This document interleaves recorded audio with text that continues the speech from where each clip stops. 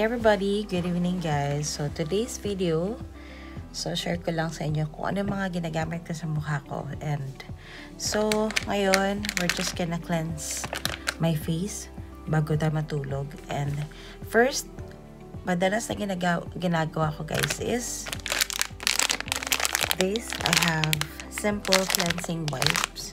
So first, ito yung ginagawa ko talaga. I always use my cleansing wipes. So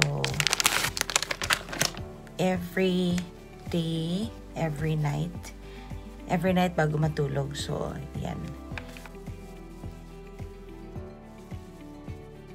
So ito muna yung ginagamit ko. This is what I do. This is what I used for first. Yan, diba? May nakuha siya agad.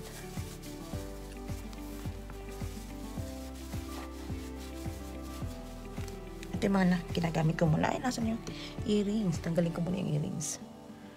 Tanggal.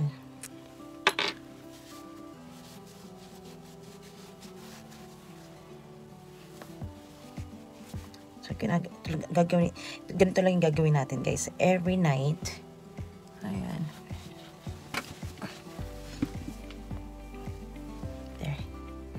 So, hindi naman siya ganun ka, at least, pero may makikita ka na difference, diba? Ayan.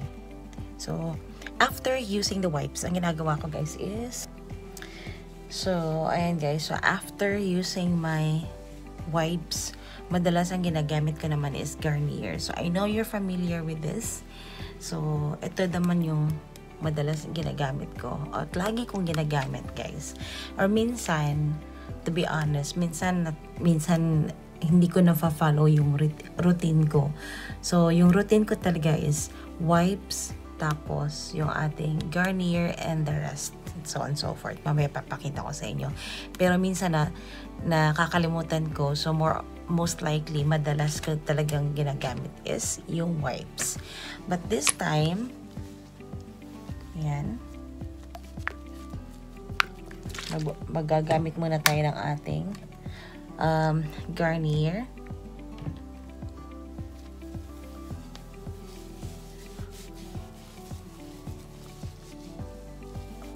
So, madalas kasi guys, pag yung aking Garnier, mas okay kasi siya sa akin. Hindi naman siya matapang. Pero yung ibang products, okay naman. Pero, ito lang yung nabili at saka, tingnan mo, meron pa nakita at meron pa siyang hindi talaga nakuha. So, ayan, gagamitin natin yung kabila para hindi naman sayang.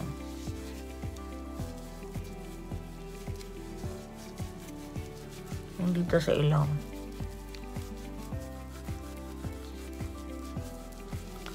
Ayan. Kaya ang lips. Ayan. Kuhanin. Ayan, dito na sa kabila. So, medyo maano lang. Meron pa pala guys. Oh. So, maybe, kahit naligo ka na, meron pa rin. No?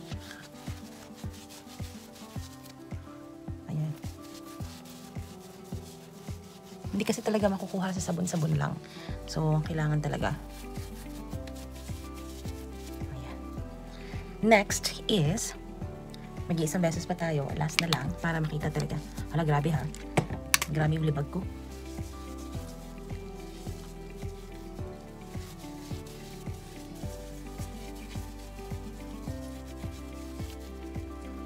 Meron pa ba? Wala naman siguro. Ayan. Meron pang konti.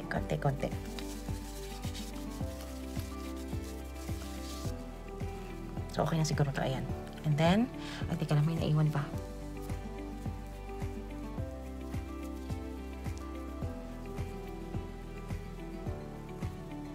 Ayan.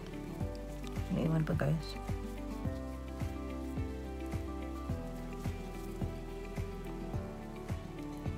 Ayan, nakuha ko na. And, right. So, syempre, medyo patutuyuin muna natin bago yung next step. Kaya minsan pag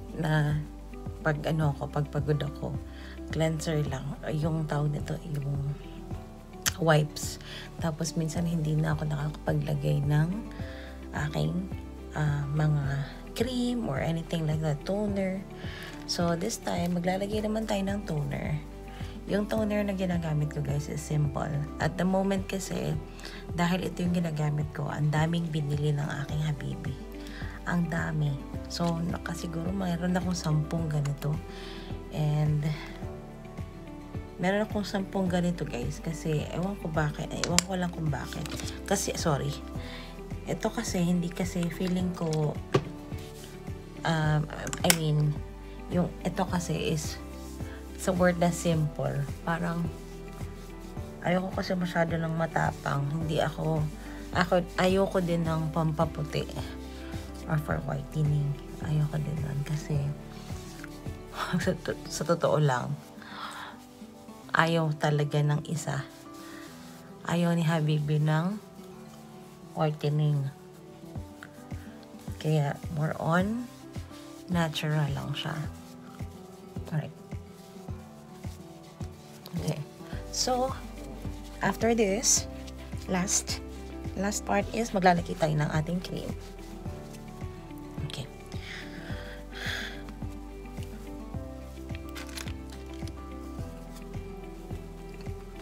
So, dito na lang muna. Patuyuin muna natin.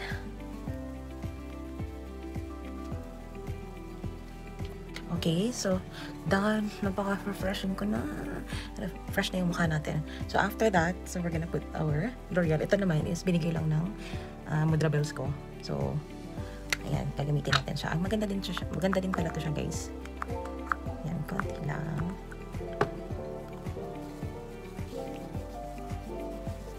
So madalas na ginagamit ko is either Olay or L'Oreal.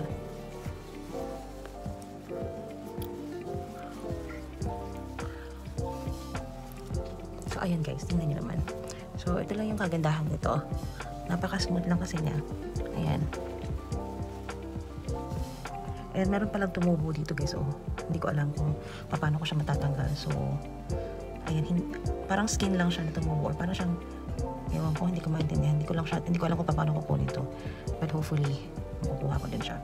Ayan. So, dito na sa ilong ko, lagi ko nilalagay niyan.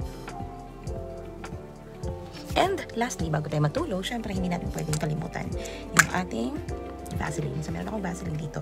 Ito yung madalas na ginagamit ko naman for dito, sa lips.